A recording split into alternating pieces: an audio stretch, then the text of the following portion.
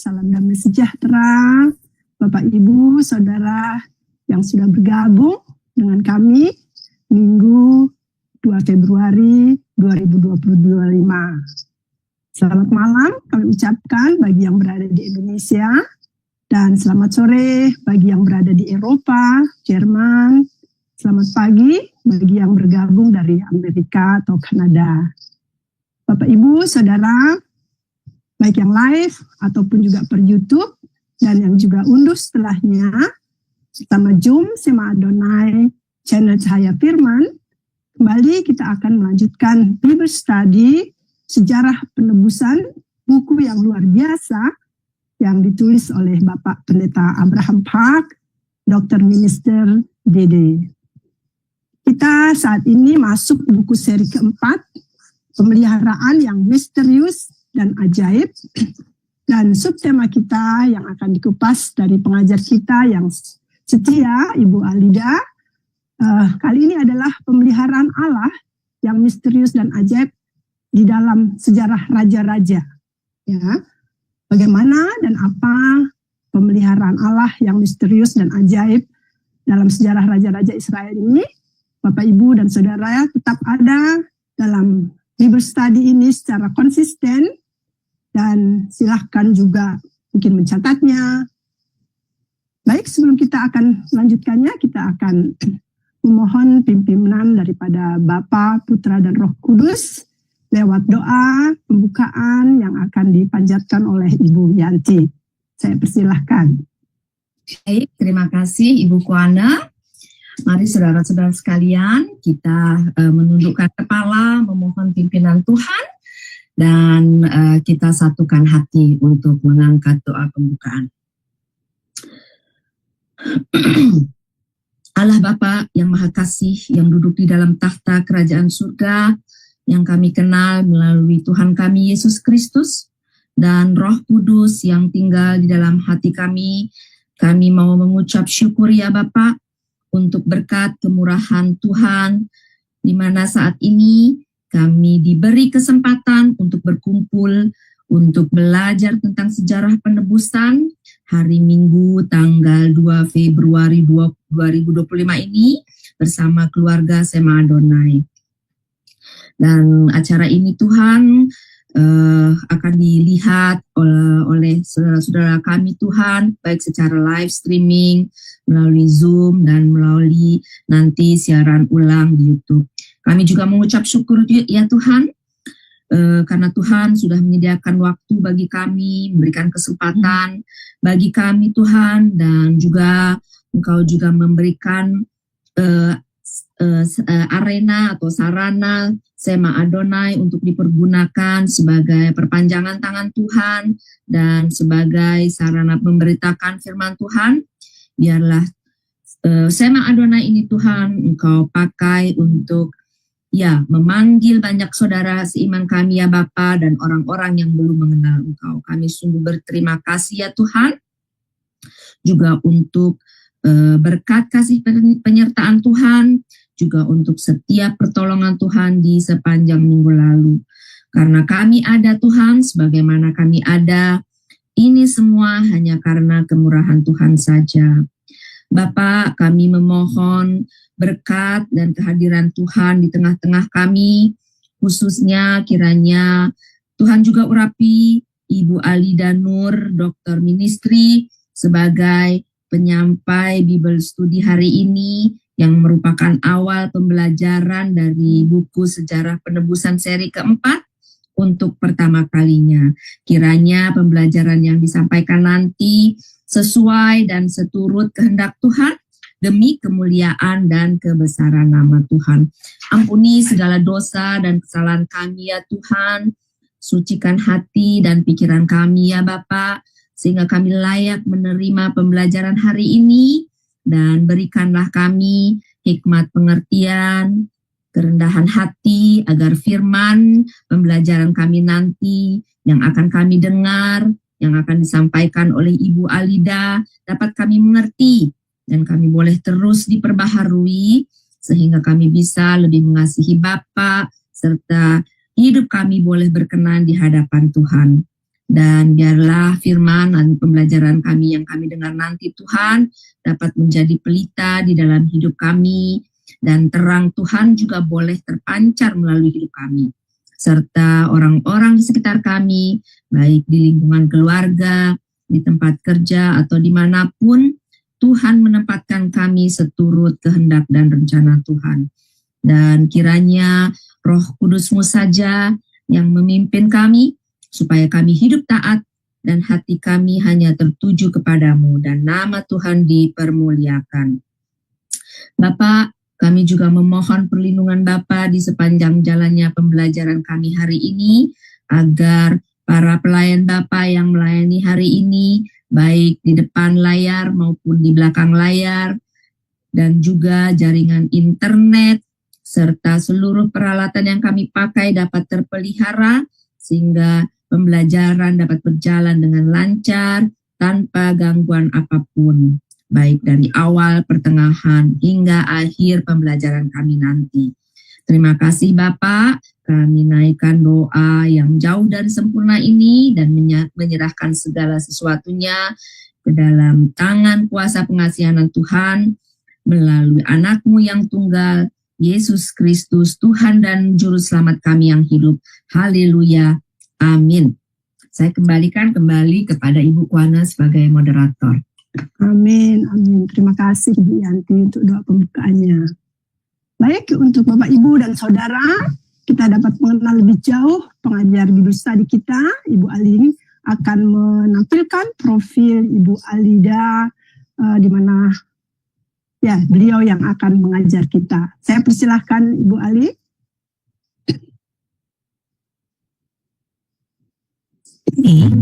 Kita ingin memperkenalkan seorang hamba Tuhan yang luar biasa, yakni Ibu Alida Nur, MDiv Dimin. Beliau lahir di Semarang pada tanggal 23 Juni tahun 1970.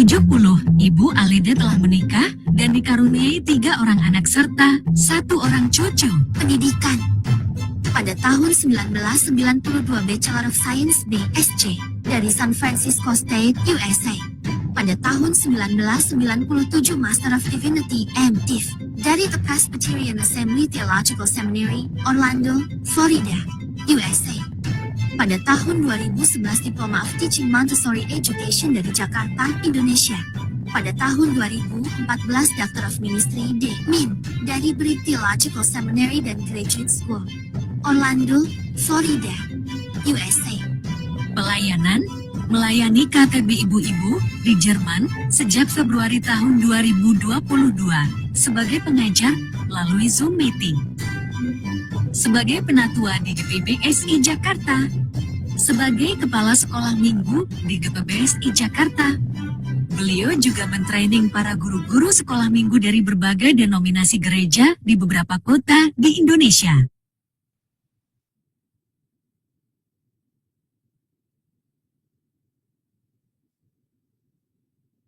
Iya, terima kasih Ibu Ali. Demikian Bapak Ibu dan Saudara sekalian, profil dari Ibu Alida. Tiba saatnya kita akan masuk dalam pelajaran Bible Study, dan Ibu Indah nanti akan membacakan firman Tuhan, dan sebelumnya saya akan menyapa Ibu Alida. Selamat.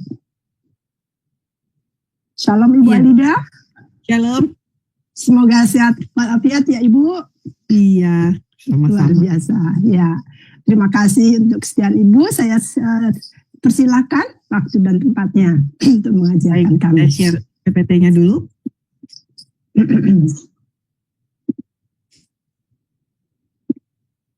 Ya, jadi hari ini kita akan memulai untuk membahas buku keempat. Ya, kita selama ini sudah bahas 3 buku, dan buku keempat ini sangat menarik ya, karena kenapa kita langsung belajar mengenai tokoh-tokoh ya. Kalau ke bulan kita waktu buku ketiga kita mungkin hanya fokus ya kepada Daud ya, tapi kali ini kita akan belajar banyak sekali raja-raja, dan kita akan melihat hari ini secara garis besarnya. Kita akan lihat secara garis besarnya, dan kemudian mulai bulan depan kita akan mulai bahas satu persatu ya. Jadi kita lihat dulu buku keempat ini membahas apa? Yaitu membahas periode kedua dalam silsilah Yesus Kristus. Ya, jadi sebenarnya silsilah Yesus Kristus di Matius pasal 1 itu ada 42 tokoh. Nah, 42 tokoh ini kalau kita baca di Matius 1 ayat 17 itu dibagi 3 periode. Saya baca, jadi seluruhnya ada 14 keturunan dari Abraham dan Daud, 14 keturunan dari Daud sampai pembuangan ke Babel, dan 14 keturunan dari pembuangan ke Babel sampai Kristus. Ya, jadi yang buku ketiga itu membahas periode pertama, buku keempat membahas periode kedua, dan buku kelima akan membahas periode ketiga. Ya, nah sekarang periode kedua. Periode kedua ini kita membahasnya dari Daud sampai pembuangan ke Babel. Berapa lama sejarahnya? Sejarahnya yaitu selama 406 tahun.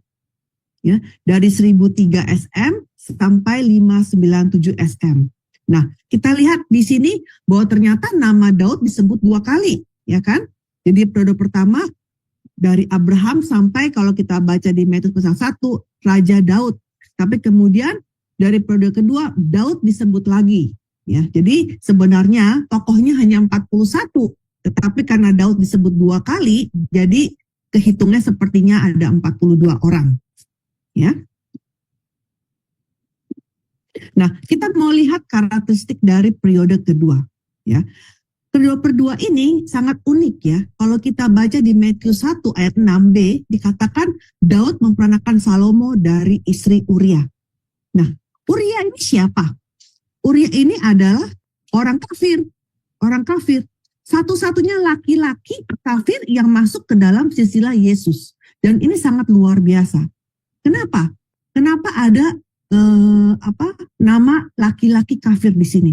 Nah, ini mau menekankan ya mengenai iman dari orang kafir ini.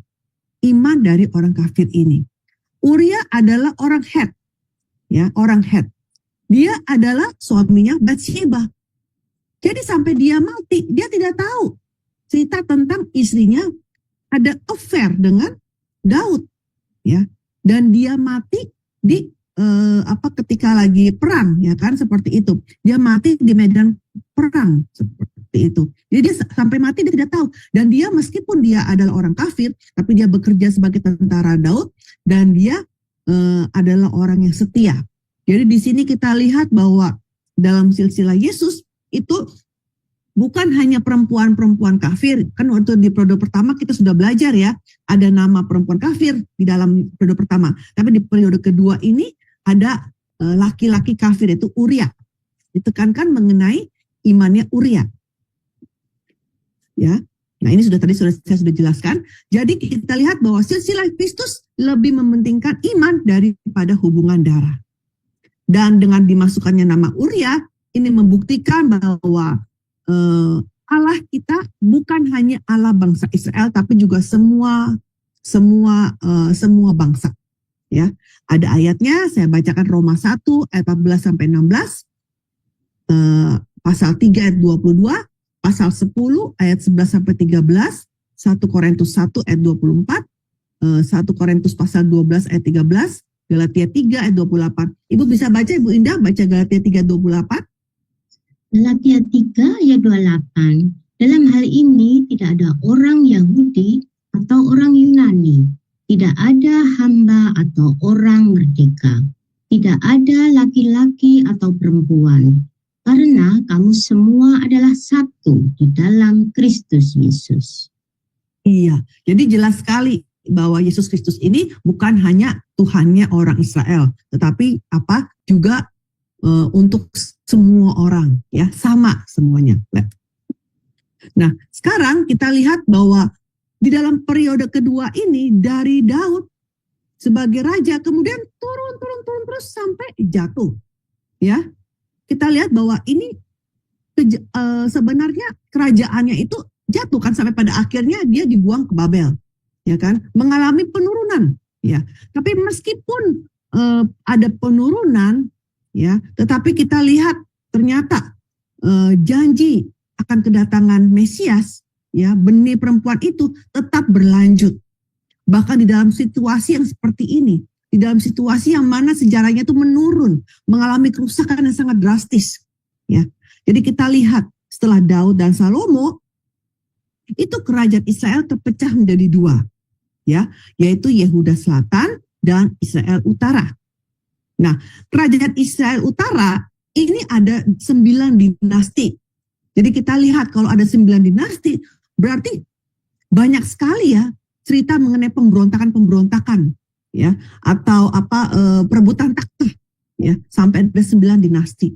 Tapi di kerajaan Yehuda Selatan hanya ada 1 dinasti, yaitu dinasti Daud. Ya, nah, kenapa bisa hanya cuma 1 dinasti aja?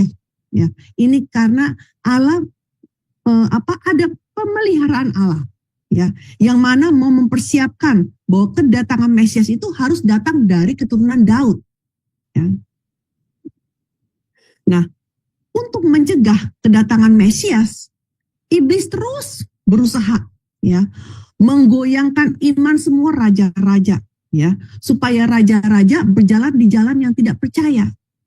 Seperti itu, membujuk semua raja-raja untuk menyembah berhala. Kalau rajanya menyembah berhala, berarti rakyat juga menyembah berhala.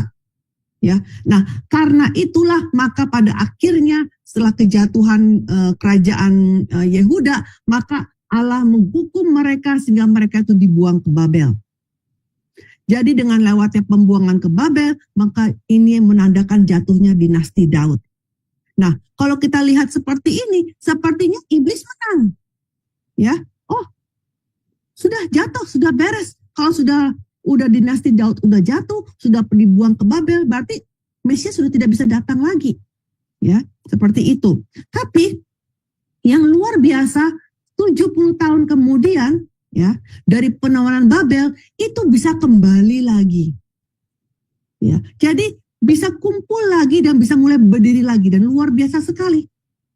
Ya, jadi kita lihat bagaimana, ya, sejarah kerajaan Yehuda Selatan ini bisa pada akhirnya bisa bangkit lagi. Ini hanya karena kasih karunia Tuhan, yang mana menunjukkan pemeliharaan, kesabaran Tuhan, ya, untuk bisa mereka kembali. Nah, sekarang kita mau lihat di dalam periode kedua ini kan kita mengenai raja-raja. Nah, yang namanya cerita raja-raja pasti ada kronologi. Kronologi si raja ini berapa tahun menjadi raja, kemudian raja berikutnya berapa tahun. Berarti ada kronologi. Ya. Nah, kronologi berarti perlu tahun-tahun. Nah, tahun-tahun ini harus disusun. Ya. Misalkan contohnya yang lahirnya tahun 1970 sama yang lahirnya 1960, ya jelas-jelas mesti yang lahir 1970 dulu kan di bawah, baru setelah itu, jadi harus rapi susunannya, seperti itu. Ya, jadi mengapa kita perlu menyusun tahun-tahun ini? Ya, karena ya sejarah raja-raja itu bukan hanya tentang sejarah raja-raja semata saja, bukan hanya cerita, ya ini sejarah harfiah aja begitu.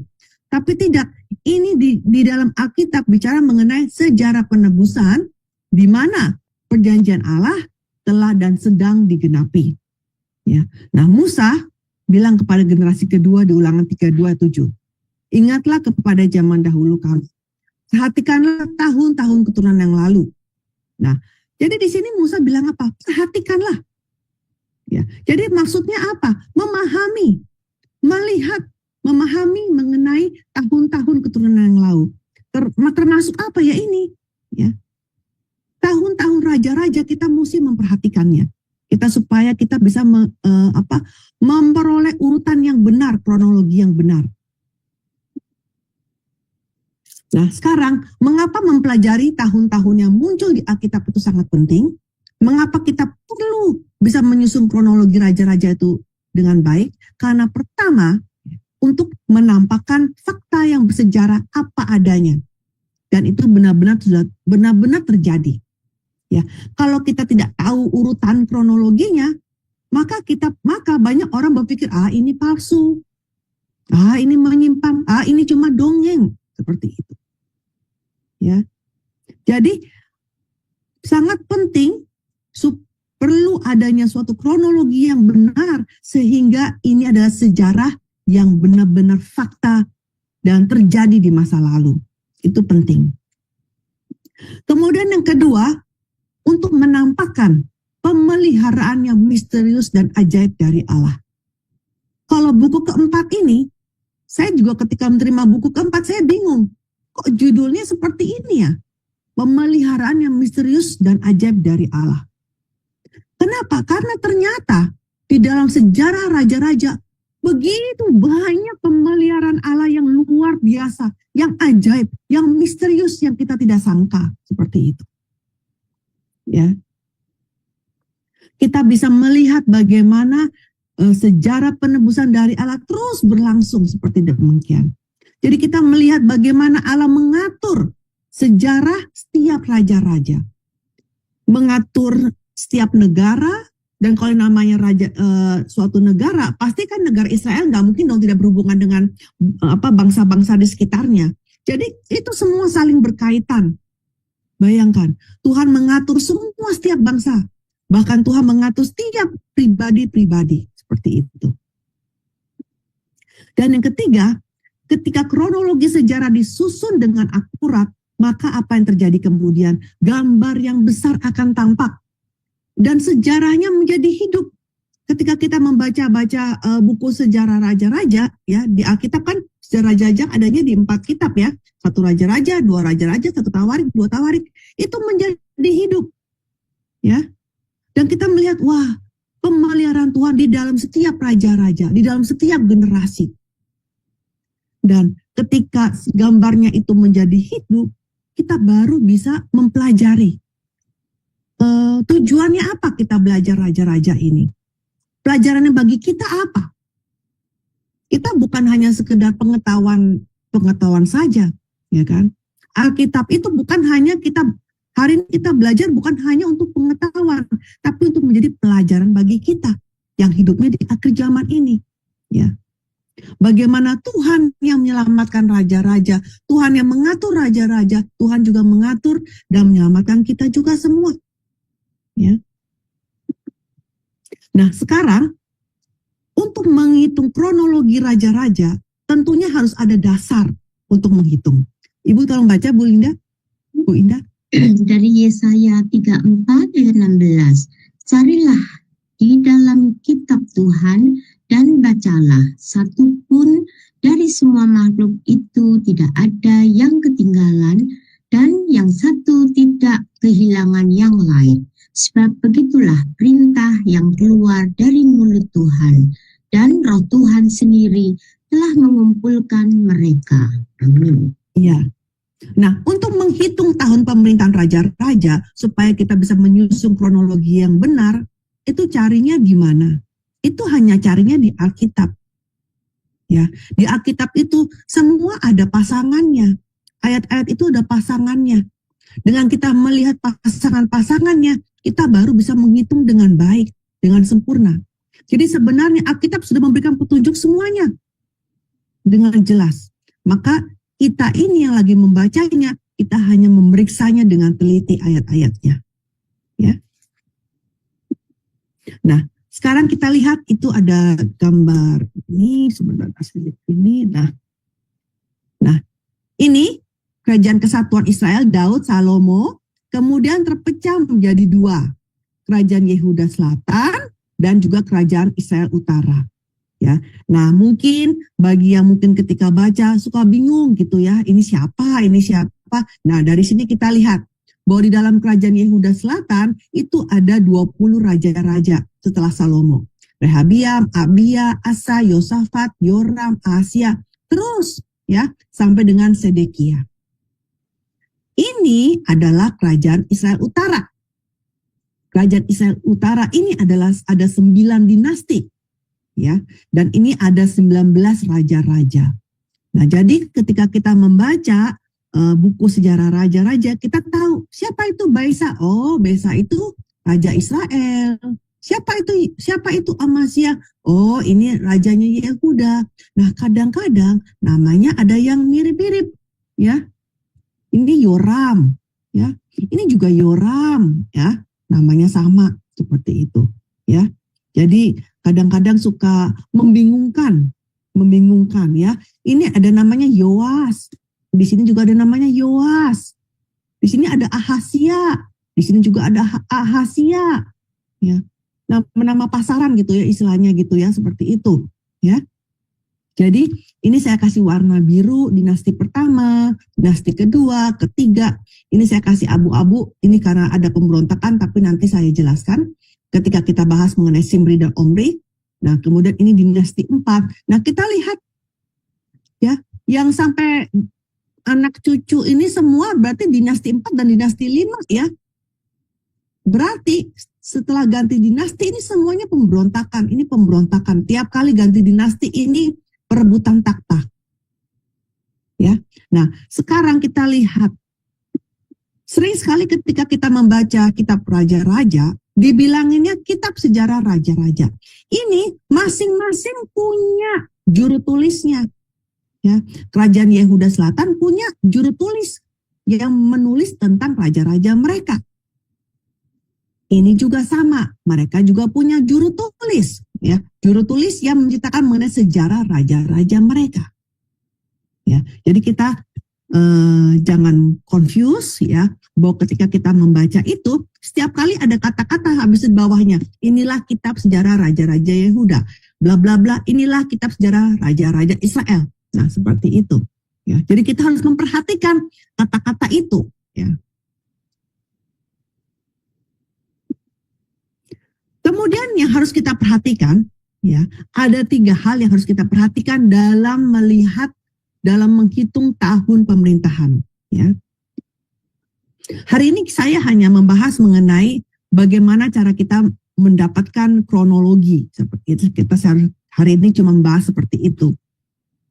Yang pertama, kita harus memahami tentang metode tahun pelantikan atau bahasa Inggrisnya accession year. Tahun pelantikan itu sama dengan tahun penobatan, dan juga metode tanpa tahun pelantikan. Ini penting sekali, ya, penting sekali, ya. Nah, Kerajaan Yehuda Selatan ini menggunakan metode tahun pelantikan. Artinya apa tahun pelantikan? Yaitu menghitung tahun pelantikannya terpisah dari tahun pemerintahan. Maka tahun pelantikan tidak dihitung ke dalam jumlah tahun pemerintahan. Contoh, tahun 2024 Prabowo menjadi presiden. Nah, tahun 2024 adalah tahun pelantikan Prabowo.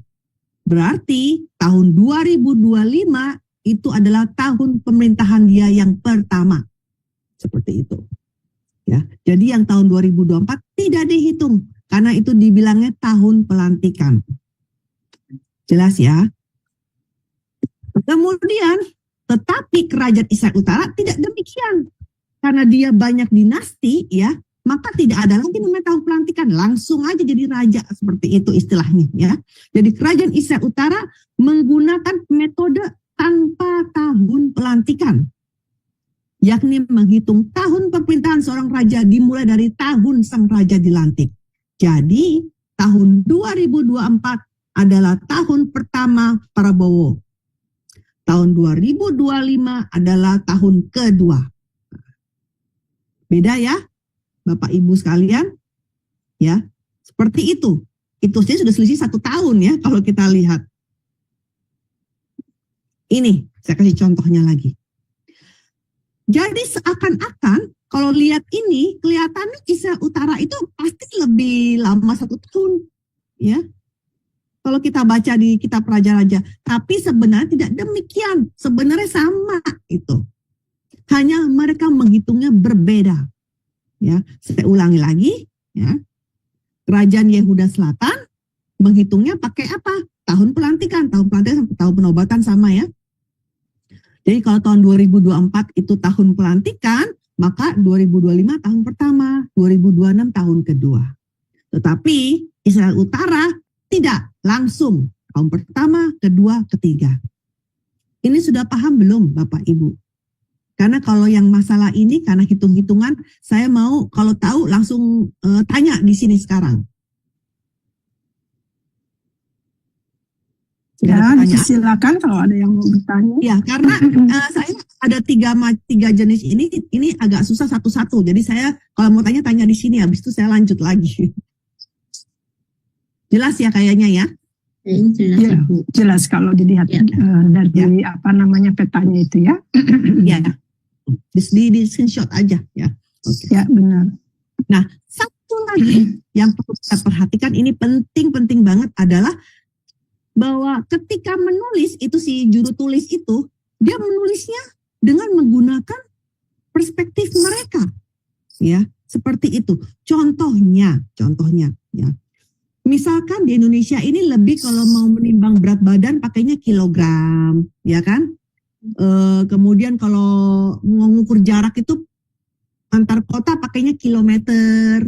Lalu mungkin kalau mau suhu itu kita pakainya Celsius gitu ya. Tapi di negara lain mungkin pakainya Fahrenheit gitu, nggak pakai Celsius gitu ya. Kayak di Amerika kan pakainya pounds ya. Pakai pounds. Misalkan saya 50 kilo, jadi kalau di Amerika jadi 100 pounds gitu misalkan seperti itu, ya kan? Terus juga kalau di Amerika itu kebanyakan mungkin jarak dari satu kota pakainya miles tulisnya, lebih daripada kilometer. Ini jelas dulu nggak Bu, Bapak Ibu? Bahwa setiap negara punya apa satuan sendiri yang berbeda, bener nggak? Ya, benar. Ya kan?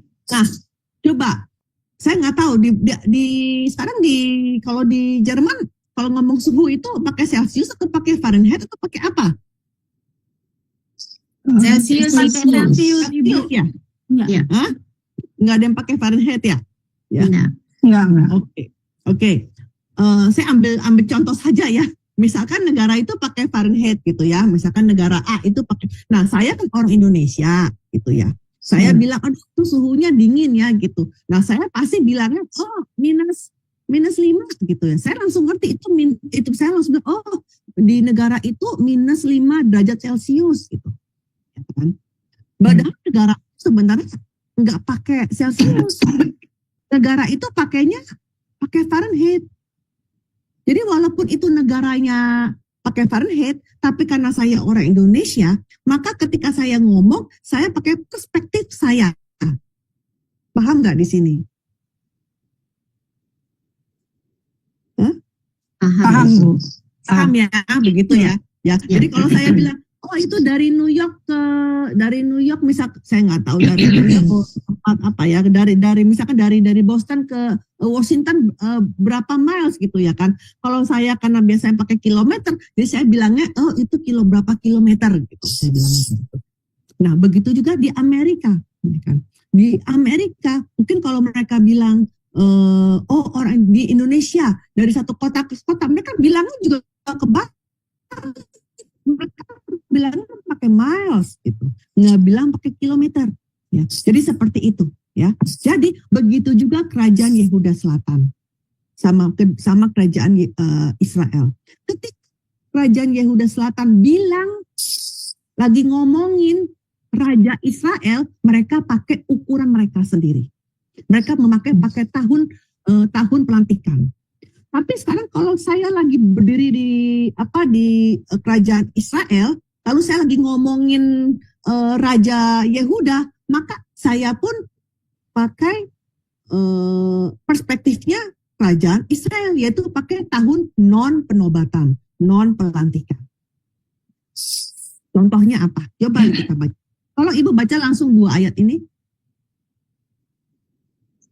1 Raja-Raja 15 ayat 9. Dalam tahun ke-20 zaman Yerobeam Raja Israel, Asa menjadi raja atas Yehuda. Di 1 Raja-Raja 15 ayat 23, selebihnya dari seluruh riwayat Asa dan segala kepahlawanannya dan segala yang dilakukannya dan kota-kota yang diperkuatnya. Bukankah semuanya itu tertulis dalam kitab sejarah Raja-Raja Yehuda? Nah, jadi ini yang lihat siapa ini? Siapa yang nulis? Raja-Raja Yehuda, ya kan? Ya kan? Berarti lihatnya pakai metode apa nih tadi? Pakai metode tahun pelantikan. Betul nggak? Jadi, ya metode tahun, karena dia bilang bla bla bla bla bla bla bla, lalu dia bilang semua itu dalam kitab sejarah Raja-Raja Yehuda. By the way, kalau yang nulis pasti ada juru tulis ya, bukan rajanya sendiri yang nulis ya, pasti juru tulis ya, seperti itu. Nah, jadi si Raja Asa ini, rajanya Yehuda itu naik tahta, tangganya itu kan Raja Israel. Di situ udah ada Yerobeam, ya. Jadi menurut perspektifnya orang-orang Yehuda, Yerobeam itu sudah 20 tahun. Jadi dia bilang, oh Asa menjadi raja di dalam tahun ke-20 zaman Yerobeam. Tapi kalau orang Israel yang dengar, kata siapa tahun 20? Ya, Israel bakal bilang, enggak, itu Asa itu menjadi raja di tahun ke-21 zaman Yerobeam. Gitu, ya. Nah, seperti ini. Ya. Jadi, kalau berdasarkan kitab sejarah Raja-Raja Yehuda, karena memakai tahun pelantikan, maka Yerobeam ini di tahun ke-20. Dari perspektif, dari sudut pandang kerajaan Israel, Yerobeam itu di tahun ke-21. Asa itu menjadi raja di tahun ke-21 Yerobeam. Ini jelas dulu nggak ini di sini? Jelas? Jelas Ibu, jelas. Jelas Bu. Ya. Sekarang mau lihat nih catatan raja-raja Israel nih, kebalik coba. Tolong dibaca Bu. 1 Raja 15 ayat 25. Nadab anak Yerobeam menjadi raja atas Israel dalam tahun kedua zaman Asa, Raja Yehuda. Ia memerintah atas Israel 2 tahun lamanya. Dari 1 Raja-Raja 15 ayat 31, selebihnya dari riwayat Nadab dan segala yang dilakukannya, bukankah semuanya itu tertulis dalam kitab sejarah Raja-Raja Israel? Ya, nah ini berarti kita lihatnya, oh ini tulisannya Raja-Raja Israel nih, ya, sejarahnya Raja-Raja Israel. Langsung kita dalam otak kita bilang, oh ini berarti pakai tahun non pelantikan, ya, tahun yang dimana tidak usah langsung tulis, ya. Jadi kita lihat, jadi dia bilang ini si Raja Nadab ini, ya, menjadi Raja Israel dalam tahun kedua zaman Asa. Tetapi menurut orang-orang Yehuda, enggak, ya. Nadab itu naik tahta di tahun pertama pemerintahan Asa. Ya. Nah ini, ya. Jadi saya ulangi lagi, menurut kitab sejarah Raja-Raja Israel, katanya ini Nadab ini naik tahta di tahun keduanya Asa. Tapi menurut Yehuda tidak. Asa itu di tahun pertama. Ya. Ya, makanya ya Bapak Ibu ya, kalau kita baca raja-raja disuruh bikin kronologi, sakit kepala ya, pusing. Karena kenapa? Karena ternyata sebentar-sebentar kebalik. Israel raja-raja ngitungnya begini. Sebentar-bentar Yehuda kebalik seperti itu. Jadi makanya kalau kita cuma secara satu-satu kita nulis gak akan ketemu itu kronologinya, karena ternyata ngitung tahunnya mereka begitu beda, ya beda ya, makanya kalau disamain ya nggak akan klop seperti itu, ya kan. Nah tetapi apakah metode itu dipakai terus selama-lamanya? Tidak, di tengah-tengah mereka ganti metode. Ini juga bikin pusing ya, seperti itu ya. Jadi baik di Yehuda Selatan maupun di Israel Utara, di tengah-tengah ganti metodenya. Ya, tergantung kondisi hubungan diplomatik di antara mereka. Nah, kita lihat di sini. Kerajaan Yehuda Selatan ya, pakai apa? Pakai tahun pelantikan. Sampai dengan Raja Rehabiam, Abia, Asa dan Yosafat. Tapi itu di Yoram, Ahazia, Atalia, Yoas, ini mereka pakai mirip kayak Israel, tahun non pelantikan. Kenapa ya? Habis itu balik lagi ke tahun pelantikan. ada apa ini? Kenapa dia tiba-tiba ikut-ikutan Israel?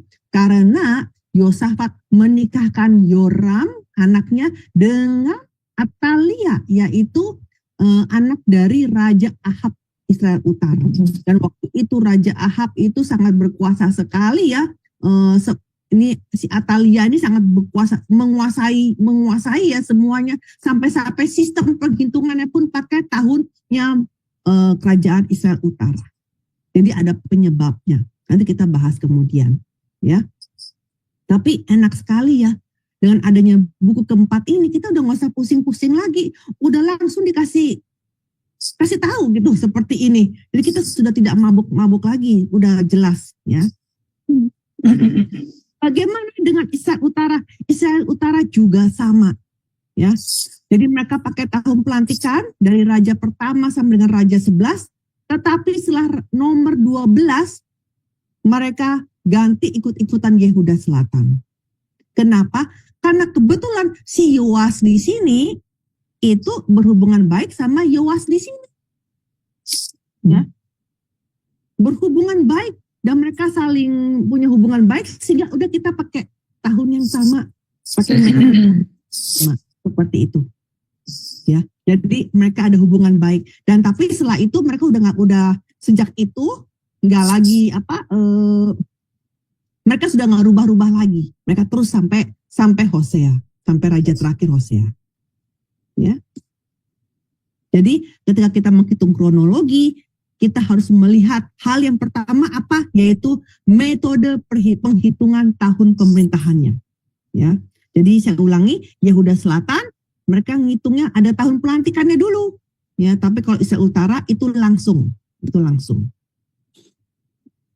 Nah, kemudian yang kedua, kita sering sekali membaca cerita ya, bahkan bukan cuma di raja-raja, tapi di seluruh perjanjian lama.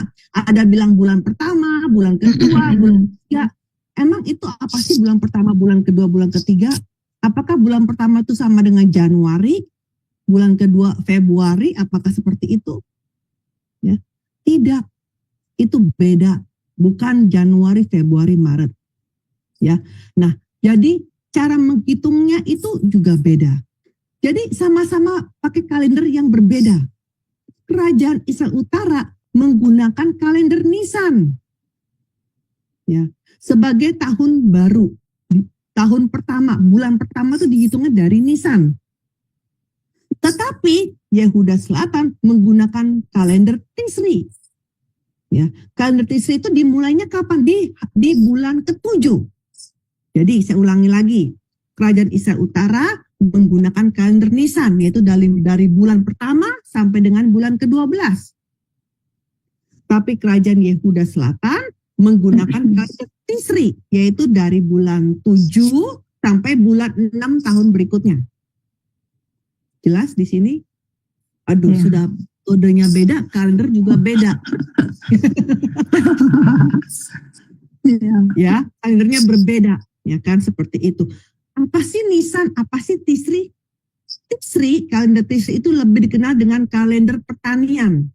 Karena kenapa? Di bulan ke-7 itu mereka mulai ada hujan awal. Dan mulai membajak. Jadi kenapa mereka memakai kalender Tisri? Karena lebih mudah. Karena ini kalender pertanian. Jadi mereka tahu. Kalau melihat kalender Tisri, ini kayaknya sudah waktunya udah mulai udah waktu mau hujan awal, mau hujan tengah, mau hujan akhir seperti itu. Wah, ini sudah waktunya membajak seperti itu. Wah, ini sudah waktunya memanen seperti pokoknya kalender pertanian. Ya, jadi mudah. Kan mereka semua bercocok tanam, ya kan. Jadi mereka penting sekali kalender Tisri ini. Tapi kalau kalender Nisan ini adalah kalender pemerintah, ya, yang mana ditentukan oleh Tuhan ketika Tuhan bilang ini adalah hari pertama, bulan pertama. Ini saya lihat. Dan pemahaman tentang bulan Nisan dan bulan Tisri ini pertama kali dijelaskan di buku keempat. Pertama kali, ya, seperti ini. Nah, kita contohnya apa sih kok ada bulan pertama, bulan ke-7? Nah, contohnya ini, kenapa bisa beda kalendernya? ya sama aja. Kita anggap aja kita kalender sekolah. Di setiap negara lain-lain ya. Singapura mulainya Januari, Korea sekolah mulai bulan Maret, Indonesia mulai bulan Juli, Amerika mulai September, saya nggak tahu. Di Jerman mulai sekolah bulan apa? Summer ya. Agustus, Bu. Agustus Ya. Bu. Udah deh. Udah bingung ya kalau anaknya udah pindah sekolah, sebentar pindah ke Amerika, sebentar pindah ke Korea, sebentar pindah ke Singapura. Aku sudah di level mana gitu ya, mabok juga ya seperti itu ya. Ada temannya Rachel, orang Korea ya, teman anak saya. Ya, jadi ketika COVID itu orang Korea itu pindah balik ke negaranya, ke Korea gitu. Nah, mungkin terus mereka di Korea tentu sekolah di Korea gitu setelah 3 tahun balik lagi masuk ke sekolahnya yang di Jakarta lagi gitu kan. Itu jadinya mundur. Jadi anak saya udah SMA 2, teman yang Korea jadi SMA 1, mundur jadinya seperti itu ya. Itu ya. Jadi bikin bingung ya karena gara-gara beda kalender sekolahnya sehingga bisa naik bisa turun, beda seperti itu ya. Ini saya kasih contoh ya, contohnya seperti itu. Jadi ketika kita bingung, kita ingat aja kita punya kalender sekolah juga beda-beda kan. Nah, itu juga kalendernya Israel dan juga Yehuda berbeda. Bedanya berapa? Bedanya 6 bulan ya. Nah, coba kita lihat.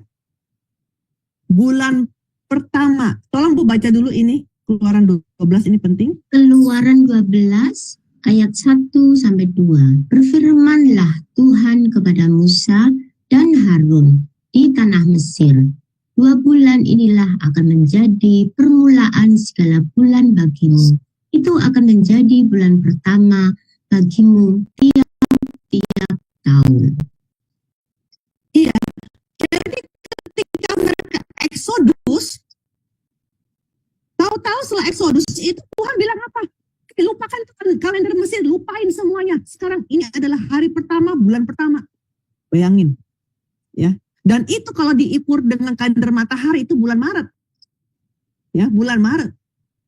Nah, tetapi kalau di kalendernya di dalam perjanjian lama, selalu tulisnya bulan pertama, bulan kedua, bulan ketiga, bulan keempat. Pernah nggak kalian baca kan, Bapak Ibu baca kan ya, selalu baca bulan kelima, bulan keenam. Nggak pernah kan tulis bulan Juni, bulan April, kan nggak ada kan? Ya.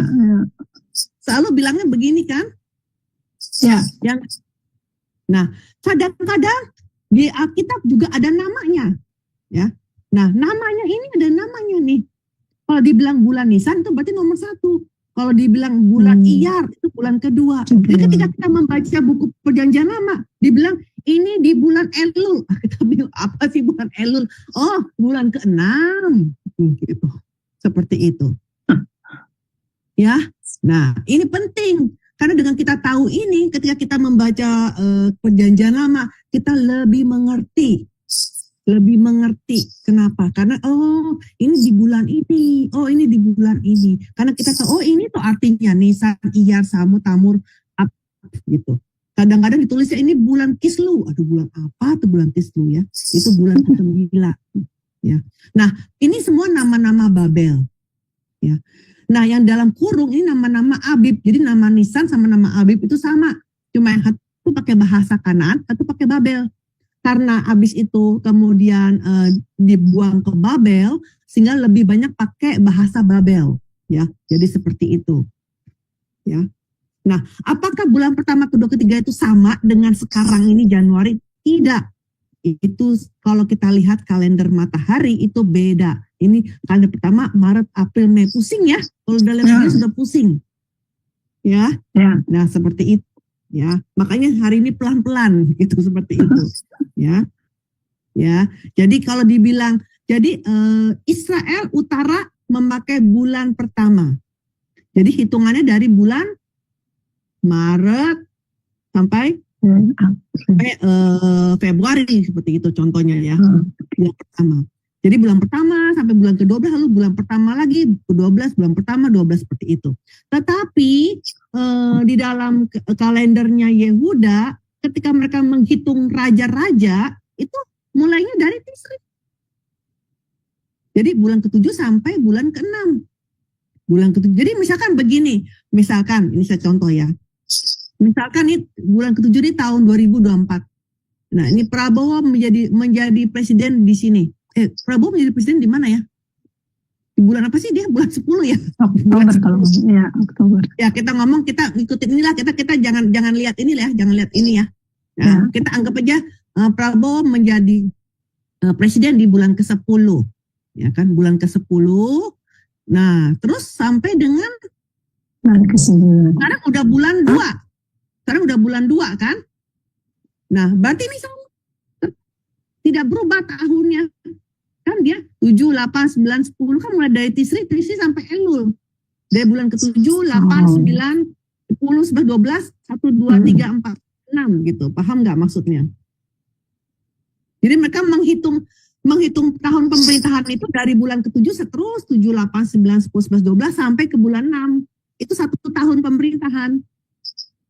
Kayak kita sekolah aja, dari bulan Juli sampai dengan bulan Juni, maksudnya begitu. Ya. Itu namanya 1 tahun pemerintahan. Ya, nah, seperti itu. Ya. Tapi kalau misalkan Prabowo itu ada di Israel Utara, dia bulan 10. Sekarang udah bulan 2, berarti dibilang Prabowo udah menjabat 2 tahun. Dibilangnya begitu. Kenapa? Karena bulan 10, terus udah di bulan kedua udah ganti, tahunnya udah ganti. Ya kan, Prabowo udah menjabat 2 tahun, bilangnya begitu. Udah beda, ya. Paham nggak di sini? Ya. Semoga Paham, ya. Bu, paham. Jadi screenshot aja. Nah, ini dia. Jadi, ini ada A atau B atau A, B, maksudnya 6 bulan. Jadi kerajaan Yehuda ini, kita lihat Rehabiam. Raja pertama adalah Rehabiam. Ya, udah pakai tahun pelantikan, Rehabiam, tahun pertama, tahun kedua. Seperti ini. Tahun 930, 929, 928, dan seterusnya. Seperti ini. Tetapi kerajaan Israel Utara, raja pertama Yerobeam. Ini aduh pusingnya namanya juga mirip-mirip bagi Yerobeam. Yerobeam ya. Nah ini ya. Karena dimulainya dia pakai tanggal Nisan, ini dipakai Tisri seperti itu. Dia langsung dianggapnya ini sudah semester kedua. Tahun pertama Yerobeam tuh sudah semester kedua nih di sini. Jadi ketika dia di sini dia langsung bilangnya ngakunya langsung udah tahun kedua gitu, seperti itu. Tahun ketiga seperti ini. Ini di screenshot aja. Ya. Ini jelas gitu nggak ini? Nah kalau ditanya ini ngapain pakai A, B, A, B, A, B? Karena nanti ketika kita mau ada beberapa raja-raja ya yang naik tatahnya itu mepet-mepet, itu kita perlu ini A, B, A, B. Perlu semester pertama, semester kedua, semester ketiga seperti ini. Pertama, kedua. Ya, tapi dengan adanya 6 bulan ini, jadi Bapak Ibu lebih jelas. Tisri ini apa? Tisri di bulan ke-7, ya kan? Nah, jadi ketika tiba-tiba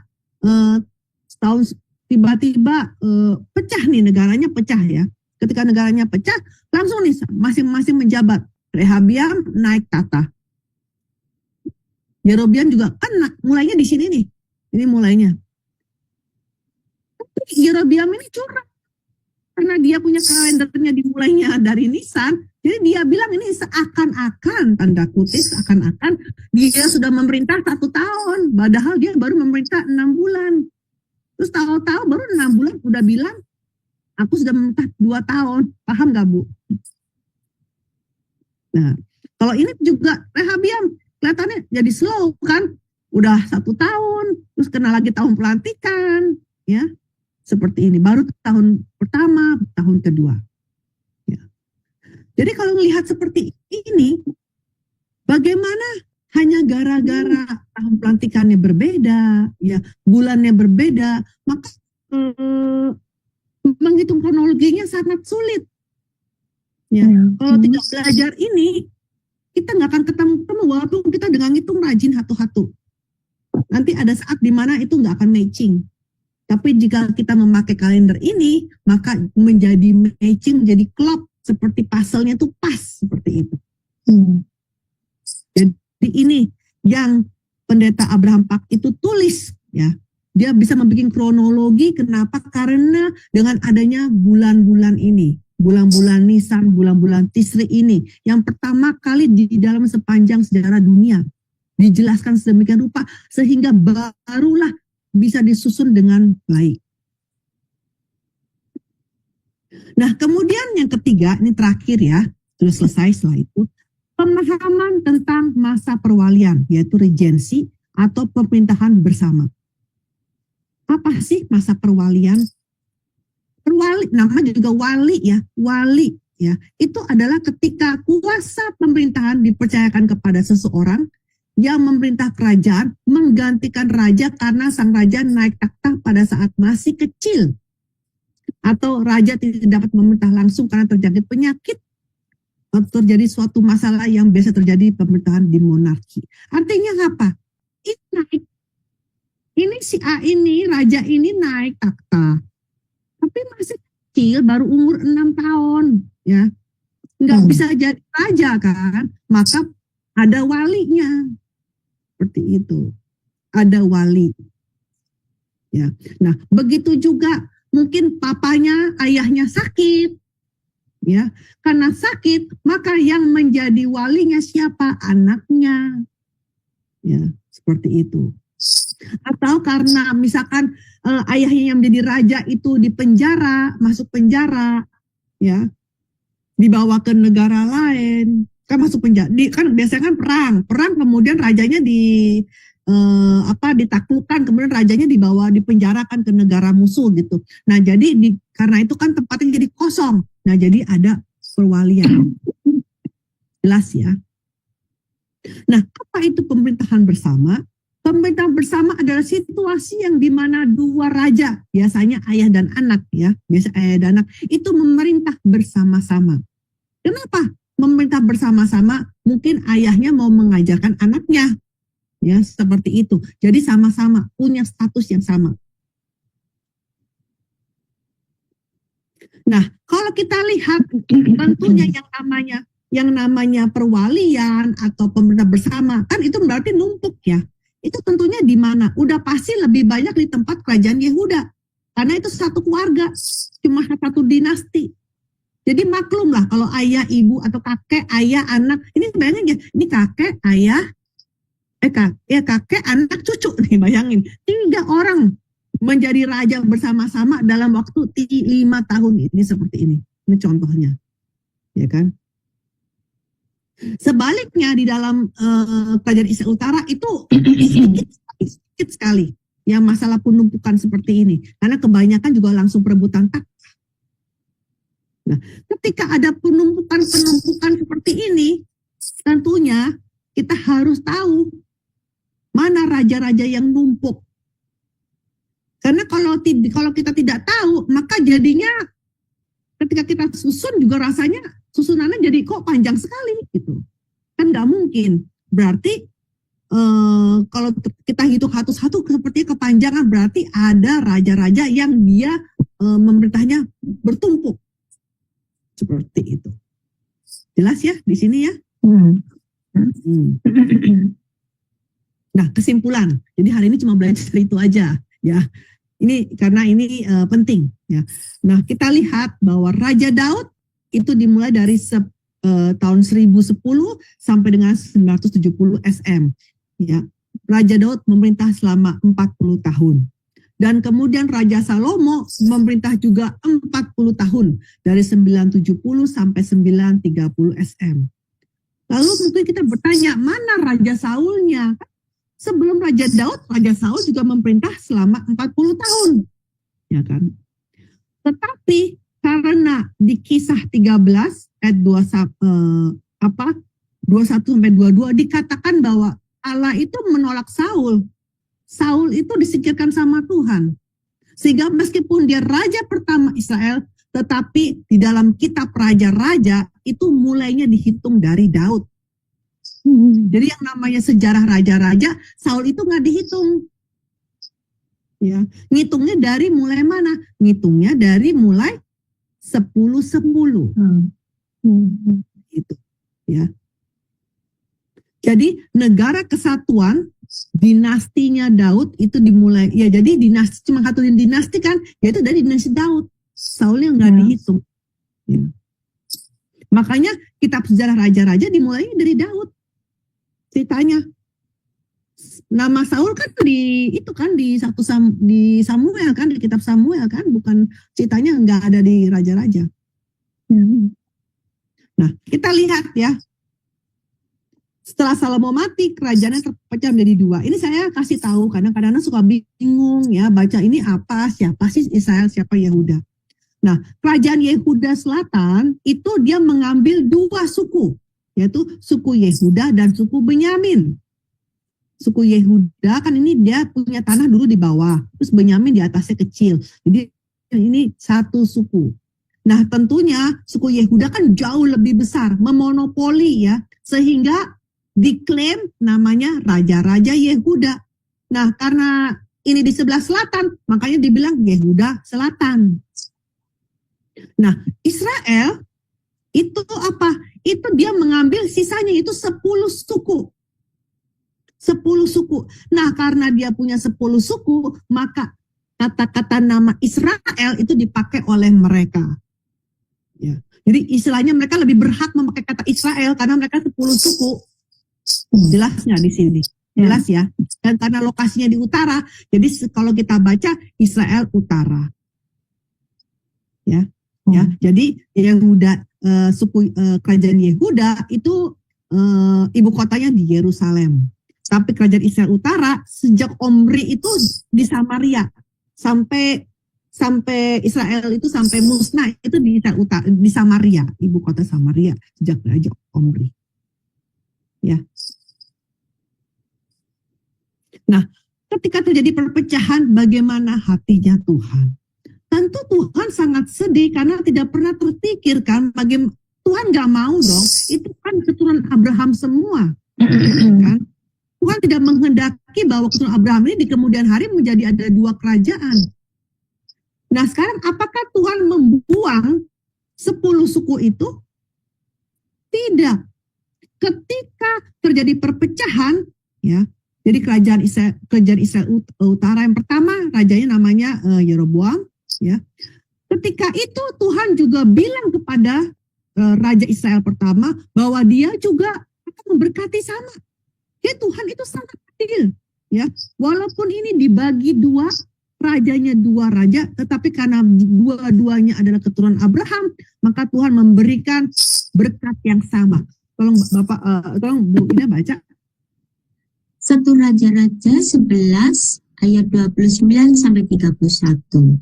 Pada waktu itu ketika Yerobeam keluar dari Yerusalem, Nabi Ahia orang Silo itu mendatangi dia di jalan dengan berselubungkan kain baru. Dan hanya mereka berdua ada di padang. Ayat 30, Ahia memegang kain baru yang di badannya, lalu dikoyakkannya menjadi 12 koyakan. Ayat 31, dan ia berkata kepada Yerobeam, ambillah bagimu 10 koyakan, sebab beginilah firman Tuhan, Allah Israel, sesungguhnya aku akan mengoyakkan kerajaan itu dari tangan Salomo dan akan memberikan kepadamu 10 suku. Ini. Ya, terus baca berikutnya Bu ayatnya. 1 Raja-Raja 11 ayat 38. Dan jika engkau mendengarkan segala yang kuperintahkan kepadamu dan hidup menurut jalan yang kutunjukkan dan melakukan apa yang benar di mataku dengan tetap mengikuti segala ketetapan dan perintahku seperti yang telah dilakukan oleh hambaku Daud, maka aku akan menyertai engkau dan aku akan membangunkan bagimu suatu keluarga yang teguh seperti yang kubangunkan bagi Daud, dan aku akan memberikan orang Israel kepadamu. Amin. Iya, jadi meskipun Tuhan tuh sedih ya, karena terjadi perpecahan, tetapi Tuhan memberikan berkat yang sama juga, ya, kepada kedua raja. Istilahnya startnya sama nih, mereka berdua startnya sama-sama dikasih modal yang sama, dikasih berkat yang sama, ya kan? Tapi sayang sekali, ya, dari raja pertama sampai dengan raja ke-19, mereka terus menyembah berhala. Tidak ada satu raja pun yang tidak menyembah berhala di dalam kerajaan Israel Utara itu. Enggak ada raja satu pun yang raja baik itu tidak ada. Semuanya menyembah berhala dari raja pertama sampai raja terakhir. Dan Tuhan tunggu terus pertobatannya mereka. Akhirnya kerajaan Israel Utara hanya bisa bertahan selama 208 tahun. Dan di tahun 722 SM itu dihancurkan oleh bangsa Asyur. Nah, bangsa Asyur ini itu punya cara. Kalau dia sudah menghancurkan suatu bangsa, supaya bangsa ini tidak nanti di suatu hari itu mereka bersekongkol lalu memberontak lagi. Lalu mereka bangsa Asyur itu mengadakan namanya diaspora. Kita tahu istilah diaspora? Diserakin. Ya. Jadi bangsa Israel itu diserakin. Ditaruh di tempat mana? Bangsa Asyur itu dulu bangsa yang kuat. Dan dia itu banyak negara yang dijajahannya dia. Sehingga diserakin. Ini sebagian kamu dilempar ke sono, ini kamu di sono, kamu di sono, kamu di sono, dilempar-lempar. Nah, kemudian kalau dilempar-lempar kan jadi tanah Israel itu menjadi kosong. Tanah yang kosong itu dicampur sama mereka kan menjajah negara lain juga ditaruh di situ. Jadi sudah mix lah gitu istilahnya. Paham nggak? Ya. Makanya, jadi itu tempat apa ya? Nih saya lihat peta ini. Ini menjadi daerah orang yang mix tinggalnya semua seperti itu. Yaitu dicampur dengan semua dari jajahan-jajahan bangsa Asyur. Makanya di zaman Yesus orang Yahudi tuh sangat anti sama orang Samaria. Karena mereka merasa mereka tuh orang mix. Mereka tuh sudah bukan orang Israel sejati. Udah orang campuran gitu. Atau mungkin jadi mereka tuh kayak nggak mau bergaul sama orang-orang Samaria. Sebenarnya orang Samaria aja banyak tinggal juga di sini. Kenapa? Karena mereka itu campuran gitu, ya kan? Karena diacak-acak sama raja sama Asyur, diacak-acak seperti itu. Dan juga orang Israel asli itu sudah di negara-negara lain. Ada di Jerman misalkan gitu ya, ada di Prancis gitu. Salah satunya kemana ke Jerman seperti itu ya kan, seperti itu. Jadi udah kemana-mana banyak begitu ya kan. Jadi istilahnya Israel Utara sudah habis. Makanya sejak itu dibilangnya bukan Israel, lebih sering dipanggil Yahudi karena Yahudi. Paham nggak? Nama-namanya itu bisa berubah kan seperti itu. Nah, sekarang kita lihat kerajaan Yehuda Selatan. Startnya juga sama, tetapi ada 20 raja. Sebenarnya kalau dipotong sama Atalia, di Quran Atalia juga sama, 19 raja juga. Nah, di dalam kerajaan Yehuda Selatan itu apakah semuanya baik? Tidak, ada yang baik, ada yang jahat, ada yang dari baik menjadi jahat, ada yang sangat jahat, itu campur-campur. Ya. Siapa yang hancur duluan? Yang hancur duluan Israel Utara. Tetapi kenapa Tuhan hancurkan dulu Israel Utara? Supaya kerajaan Yehuda bisa lihat. Karena dosa Israel Utara jadi hancur. Makanya kamu bertobat. Tetapi sayangnya Yehuda Selatan tidak bertobat. Melihat temannya itu kan sebenarnya saudara sebenarnya kan. Saudaranya itu hancur, mereka tidak bertobat. Dan Tuhan tunggu. Tapi karena mereka tidak bertobat, maka 136 tahun kemudian setelah Israel hancur, maka Yehuda pun juga ikut-ikutan hancur. Dan kali ini, siapa yang menghancurkannya? Bukan bangsa Asyur lagi, tapi bangsa Babel. Karena kenapa? Setelah bangsa Asyur, kemudian langsung ada lagi nih suatu bangsa nih, bangsa Babel bangkit. Bangsa Babel, dia malah menindas Asyur juga termasuk salah satunya. Jadi Asyur juga ikut hancur. Ya, jadi bangsa Babel, ya seperti itu. Jadi dihancurkan oleh bangsa yang berbeda. Ya, jadi seluruh urutan kronologi di dalam empat kitab di dalam Alkitab itu tidak ada yang salah sama sekali. Semuanya ada pasangannya. Ya, tidak ada satu titik pun yang dicatat di dalam Alkitab itu tidak memiliki arti. semua ada artinya, ya. Jadi dalam sejarah raja-raja ini juga adalah firman Tuhan yang hidup. Ketika kitab raja-raja ditulis itu pun dengan inspirasi Roh Kudus. Jadi kita lihat bagaimana pendeta Abraham Pak itu menyusun dengan sangat luar biasa. Nah, seperti ini contohnya. Ini Israel Utara, ya, dari Yeroboam ini 22 tahun, kemudian Nadab. Susunnya cantik sekali, bagus sekali seperti ini, ya, rapi dengan apa? Jelas sekali, ya. Kapan itu metode tahun pelantikannya dari sekian sampai sekian, kapan dari zamannya Yoas itu metode tahun pelantikan, ya, seperti ini, ya, dan sangat tepat sampai dengan di tahun 722 bangsa Israel dihancurkan, ya. Kalau ada warnanya coklat-coklat ini berarti ada penumpukan, ya, luar biasa sekali. Ini pertama dalam sejarah dunia dicatat seperti demikian. Ya. Ini yang di Israel Utara. Nah, yang di Yehuda Selatan juga sama. Yang di Yehuda Selatan jelas sekali juga, ya. Ini, ya, ada banyak penumpukan menjadi raja bersama-sama, ya. Nah, ini dan sangat tepat di 586 itu dihancurkan. Jadi tidak ada satu tahun pun yang bolong. Semua pas. Kenapa bisa pas? Karena dihitungnya dengan lewat apa? Dengan dilihat metode pelantikannya, dilihat bulan-bulannya pakai Tisri atau pakai Nisan, seperti itu, sehingga tepat itu masuknya semua. Nanti kalau kita belajar buku kelima itu berhubungan dengan bangsa-bangsa lain, dan ini semua ternyata matching. Kenapa? Karena setiap kali perang dengan bangsa lain. Nah, tentunya sejarah bangsa-bangsa lain juga mesti matching dong sama sejarah ini kan. Ya. Jadi kalau kita lihat sejarahnya raja-raja Mesir misalkan, orang bangsa Mesir juga punya cetan sendiri, mereka juga punya ahli tulisnya. Yang suka nulis itu juga, ya. Mereka punya, dan matching juga. Ya sama kan dong kayak kita. Perang dunia pertama, perang dunia kedua. Ya, Indonesia tulis Jepang tulisnya apa, Korea tulisnya apa, tapi tahun harus sama. Ya kan? Ya kan, meskipun kita tulis dengan perspektif kita, tapi tahunnya sama. Jepang juga sama. Cuma ceritanya Jepang dia tulisnya kita yang menjajah Indonesia gitu, ya kan. Menjajah tahun berapa, tapi tahunnya sama.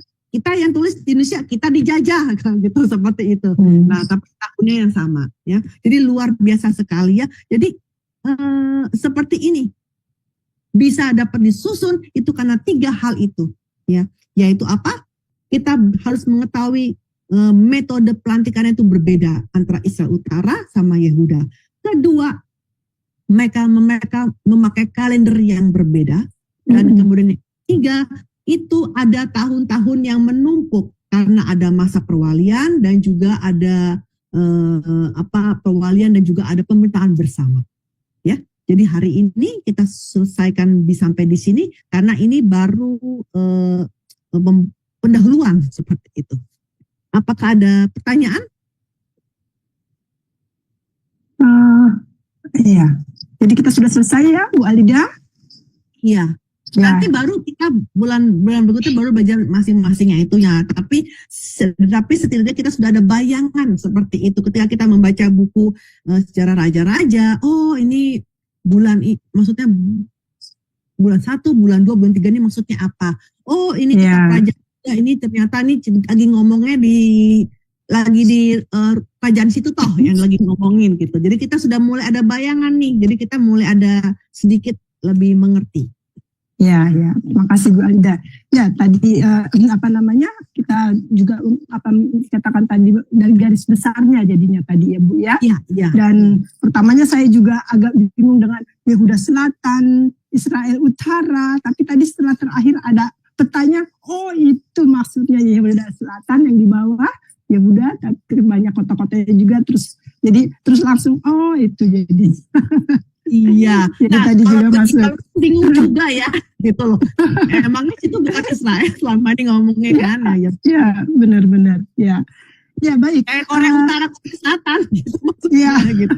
Kayak Jerman Timur, Jerman Barat kan gitu. Iya, tapi kan kalau ini kan masih pakai Jermannya, Jerman Barat. Cuman tadi kan Yehuda Selatan, Israel Utara, kepikir gitu. Lu gimana ya tadi itu ngikutin. Tapi terus ada tadi petanya Ibu ya. Terus jelas begitu. Iya. Nah, jadi Karena mereka megang 10 suku, berarti istilahnya berhak lah memakai nama Israel gitu ya istilahnya ya. Ibu kota Israel itu Samaria jadinya tadi Bu ya. Iya. Apakah sampai sekarang? Apa udah hancur, udah nggak ada lagi. Udah hancur, oke. Ya, baik. 172 udah nggak ada hancur. Jadi yang di zamannya Yesus itu ya orang-orang Yahudi, orang cuma Yehuda aja. Ya. Makanya mereka suka bilangnya orang-orang Yahudi gitu. Baik Bapak Ibu, Saudara, kalau ada pertanyaan-pertanyaan silahkan. Kita ada waktu 15 menit untuk bertanya jawab. Ya, saya Ibu Alida. Ibu Aling, ya silakan Ibu Aling. Ibu, tadi kan kita ngeliat gimana sejarah dari bangsa Israel ya Bu. Akhirnya mereka diserahkan ya Ibu. Terus apalagi di kota Samaria ya, di mana bangsa Israel itu sudah bercampur ya Ibu dengan bangsa lain, mungkin kawin campur ya. Jadi keturunan dari Israel sendiri nggak ada. Nah, tetapi ya, misalkan contohnya bangsa Asyur, dia misalkan dia perang sama Mesir ya kan, terus Mesir taruh di situ gitu. Jadi Israel itu udah campur-campuran lah gitu. Udah itu. Nah, sedangkan bangsa Israel sendiri kan ada yang dipindahkan juga ke daerah jajahan mereka yang lain ya, berarti ya Ibu ya. Nah, tapi saya kan pernah mendengar bahwa bangsa Israel ini yang terserak-berak ini pasti akan disatukan. Nah, jadi maksudnya mereka ini kan bukan benar-benar punah ya Bu, bukan benar-benar hilang gitu ya. Nah, tapi mereka akan dikembalikan kan pada akhirnya Bu ke tanahnya sendiri. Seperti itu ya Bu ya. Nah, jadi seperti ini, baik kita bisa bayangin ya. Jadi setelah mereka itu di kerajaan Israel udah yang tadi saya utara udah musnah ya. Itu sebenarnya udah nggak ada lagi. Sekarang yang kita fokus adalah kerajaan Yehuda, ya kan? Nah, kerajaan Yehuda ini, jadi benderanya Israel itu cuma tinggal benderanya Yehuda, karena yang Israel Utara sudah tidak ada, sudah dihapus, ya. Jadi cuma tinggal kerajaan Yehuda Selatan. Tapi kerajaan Yehuda Selatan pun juga udah diangkut ke Babel kan ceritanya. Nah, harusnya ini sudah musnah. Karena biasanya sudah nggak bisa balik lagi. Tapi yang luar biasa sekali, 70 tahun kemudian itu mereka bisa pulang lewat Raja Kores, Siprus. Jadi dia pulang dan mereka bisa membangun Bait Suci lagi. Mereka bisa kembali ke Yerusalem lagi. Nah, tapi ketika mereka balik ke Yerusalem, tentunya mereka bukan sebagai negara Israel. Mereka hanya sebagai saya cuma pulangin kamu, tapi kamu belum punya negara. Cuma tanahnya doang di kampung. Tapi kamu masih dijajah. Ingat nggak di zamannya Yesus itu kan mereka masih dijajah. Iya. Bukan ketika kamu dipulangin kampung halaman, bukannya berarti ya kamu cuma boleh pulang aja, tapi bukan berarti kamu jadi punya negara sendiri. Tidak, tapi sebagai sebagai wilayahnya negara jajahannya juga, maksudnya begitu. Oh, belum ada negara sendiri ya Bu ya, berarti ya, belum ada ya, masih bangsa jajahan ya. Ya, di zaman Yesus itu mereka masih negara jajahan, buktinya masih ada Pontius Pilatus, masih zamannya ada raja ada wali raja kan, ada Herodes, itu kan mereka semua bukan orang Israel kan, bukan orang Yahudi kan. Ya, mereka dari negara lain, tapi mereka yang sebagai gubernur di situ di tanah itu. Nah, tapi di tahun 70 Masehi, Jenderal Titus dari Roma itu menghancurkan lagi kan, namanya perang lagi ya kan, seperti itu ya kan, perang lagi ya. Nah, ketika waktu itu benar-benar hancur sampai tembok Yerusalemnya dihancurkan oleh Romawi, ya kan. Nah, tentu diapain di diaspora lagi seperti itu. Kan zaman dulu kan seperti itu, tiap kali diaspora supaya apa? Supaya nggak bisa saling berkumpul lagi seperti itu. Tapi luar biasa yang tadi Ibu Aling bilang akan kembali lagi, bener nggak sih? Akan dikumpulkan. Dikumpulin lewat mana Bu Aling caranya? Yaitu harus lewat Perang Dunia Pertama dan lewat Perang Dunia Kedua. Karena dengan adanya Perang Dunia Kedua, maka Israel bisa pulang ke negaranya. Benar nggak? Ya? Benar, sejak ada Perang Dunia Pertama, Perang Dunia Kedua, itu pertama Israel itu pulang, punya tanah, tapi kemudian belum bisa klaim sebagai negara. Perlu Perang Dunia Kedua untuk supaya dapat klaim, ini aku punya bendera negara Israel. Jadi semua Perang Dunia Pertama dan Kedua itu semua berhubungan untuk supaya Israel ini kembali. Seperti itu. Perlu Perang Dunia Ketiga nggak? Perlu Bu kayaknya. Perlu. Pasti perlu. Karena di Alkitab dibilang perlu ada. Kenapa? Karena Yerusalemnya belum dikongkor kan. Seperti itu. Seperti itu. Jadi kalau mau lihat gimana, ya lihat aja di sana gitu, kondisi di sana gitu. Wah, luar biasa ya Bu, cara kerja Tuhan kita. Jadi, ya Bu. Cara Tuhan itu luar biasa. Ini satu-satunya negara yang setelah 1500, bayangin tahun 70 sudah hancur. Tapi 1500 tahun kemudian, kan Perang Dunia Kedua itu, kita 1945 kan ya, sudah itu kan, rata-rata semua 1945, 1946, 1947, merdeka ya semua. Berarti hampir 1500. Bayangin, hampir 1500 tahun tiba-tiba itu negara Israel bisa muncul lagi. Enggak ada loh negara di dunia bisa muncul setelah 1500 tahun. Tidak ada. Hanya negara Israel, kalau memang bukan pekerjaan Tuhan. Makanya saya bilang judulnya pemeliharaan Allah yang misterius dan ajaib, karena aneh tapi ternyata dan bisa terjadi seperti itu. Apalagi udah berserak-serak gitu ya Bu, nggak tahu kemana gitu ya Bu ya. Iya. Nah ini luar biasa. Iya. Dan di sini saya bisa mengambil satu kesimpulan Ibu, bahwa kalau Tuhan sudah berjanji, Dia akan mengenapinya.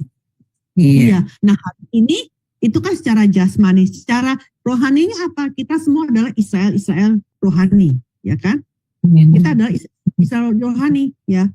Yang mana kita adalah umat perjanjian Tuhan juga, ya kan? Kita juga, ketika kita percaya sama Tuhan Yesus, kita juga menjadi anak-anak Abraham secara rohani, ya kan? Nah, kita udah diserak-serakin di mana-mana, tapi Tuhan akan kumpulin di kampung halaman, yaitu sorga, seperti itu. Itu. Ya, terima kasih Ibu Alida untuk pencerahannya. Saya kembalikan kepada Ibu Kuana, dipersilakan Ibu. Iya, baik. Ibu Alida, saya ada pertanyaan. Begini, tadi Yehuda Utara itu kan mereka penyembah berhala ya. Yehuda Selatan. Yehuda Selatan. Oke. Terus sorry yang mana tadi? Ya tentang karena Yehuda Utara karena Israel Utara penyembah berhala sehingga Tuhan menghancurkan mereka supaya mereka bertobat begitu. Jadi yang mau saya ulangin, ada lagi ayatnya, tunggu saya PPT-nya. Ini ya maksudnya ya. Jadi sejak Raja Utara tadi Ibu. Ya. Itu Israel Utara. Jadi Israel Utara. Iya. Jadi mereka startnya dikasih berkat yang sama. Istilahnya mereka mainnya fair gitu istilahnya ya kan. Kerajaannya dibagi dua tapi mereka mainnya fair, sama-sama dikasih berkat yang sama Tuhan. Tetapi sayang sekali yaitu Raja pertama Yerobeam itu sudah menyembah berhala sampai seterusnya. Sampai terakhir. Jadi tidak ada satupun raja yang bagus. Ya, tidak ada satupun. Mana sih yang itu? Saya mundur lagi, mana yang sampai 9 raja-raja itu. Ini tidak ada satupun bangsa raja yang baik, tidak ada. Semuanya menyembah berhala. Ini Yerobeam, apa yang dilakukan nanti kita belajar. Bagaimana dia itu merubah semuanya. Misalkan Paskah ya. Kalau sebenarnya Paskah itu setiap bulan Nisan tanggal 14. Terus dia nggak suka nih supaya kita bikin tanggal 16 deh gitu. Jadi dia bikin hari rayanya beda sendiri gitu ya. Jadi dirubah-rubah semua mau dia. Jadi bikin kacau kan orang-orang yang di sini, orang-orang yang tinggal di Gaza bingung jadinya kan seperti itu. Dan dia langsung membangun berhala, ya seperti itu dari ujung ke ujung mereka dia bangun. Ya, mana sih petanya? Nih, Raja Yerobeam itu langsung bikin patung berhala itu di Dan, kota paling ujung, sama di Betel. Jadi orang-orang nggak bisa ke Yerusalem, sampai-sampai mereka bikin tembok supaya orang-orang di sini nggak bisa pergi ke Yerusalem, loh. Bayangin, kalau kita tahu story-nya, ini ada cerita yang di mana orang-orang yang saleh, kan orang saleh juga ada di mana-mana istilahnya kan, masa hanya orang Yehuda gitu ya kan. Tentu di sini ada juga orang, misalkan orang Manasye, orang apa ya kan, suku-suku lain kan juga pasti ada suku yang hidupnya saleh, bener nggak? Ya. Yerusalem, bait sucinya dibangun Salomo nih, cuma di Yerusalem, dilarang. Dibikin kayak, ya mungkin kalau zaman sekarang itu ya apa, paku-paku besi kalau zaman sekarang gitu ya kan, gitu seperti itu bisa apa, iya kan, kalau besi kalau zaman sekarang itu ya kan, nggak bisa pergi. Jadi akhirnya bangunin di Betel sini nih, bangunin berhala. Kalau mau nyembah di sini saja, sampai begitu. Ya. Makanya seru sekali kalau kita raja-raja ceritanya seru. Ya, benar.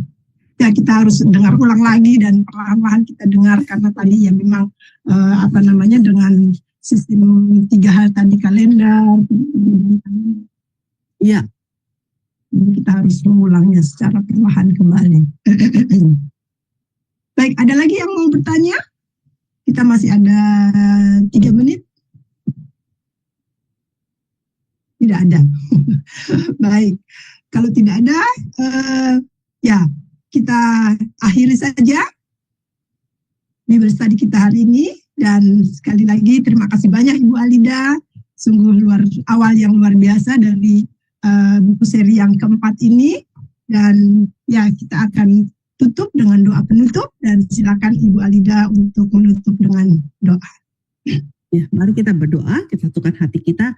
Bapa yang di sorga, kami hendak mengucapkan terima kasih Bapa atas segala firman-Mu pada hari ini Bapa, yang telah mengajarkan kami Bapa mengenai metode penyusunan kronologi raja-raja. Bapa, meskipun kami masih banyak yang belum mengerti Bapa, tapi kami sangat sungguh bersyukur atas firman-Mu ini Bapa. Biarlah lewat ini Bapa membuat kami Bapa menjadi lebih memperhatikan, untuk kami lebih membaca dengan sungguh-sungguh firman Tuhan ini di dalam Alkitab ini Bapa. Bapa, biarlah kiranya Bapa lewat pelajaran-pelajaran di dalam sejarah raja-raja ini Bapa, untuk kami dapat lebih memberikan kekuatan iman kami kepada-Mu ya Bapa, untuk kami dapat selalu setia kepada Bapa. Dalam nama Tuhan Yesus kami berdoa. Amin. Amin. Baik, Bapa kami yang ada di surga, dikuduskanlah nama-Mu, datanglah kerajaan-Mu, jadilah kehendak-Mu di bumi seperti di surga. Berikanlah kami pada hari ini. Ampunilah kami akan kesalahan kami, seperti kami juga mengampuni orang yang bersalah kepada kami. Janganlah membawa kami ke dalam percobaan, tapi lepaskanlah kami dari orang jahat, karena Engkau yang punya kerajaan dan kuasa dan kemuliaan sampai selama-lamanya. Amin. Amin. Ya, terima kasih banyak Bu Alida dan Bapak Ibu Saudara semua yang sudah mengikuti Bible Study hari ini. Kami akan kembali mentayangkan Bible Study ini pada bulan ke depan, bulan Maret, dan tinggal tetap konsisten untuk melanjutkan mendengarkan, mempelajari buku seri keempat ini. Ya, dan sampai jumpa. Shalom, shalom, shalom. Terima kasih.